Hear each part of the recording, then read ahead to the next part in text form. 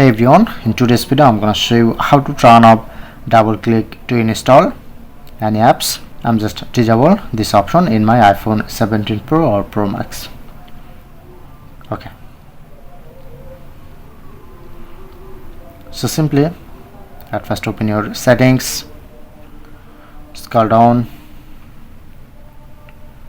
press on screen time, scroll down and you just go this option, click on the first option and you just make sure to select this option.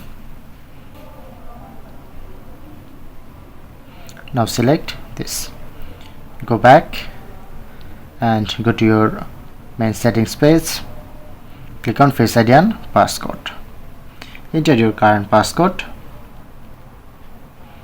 and just make sure to turn off this option. Okay, now set up this.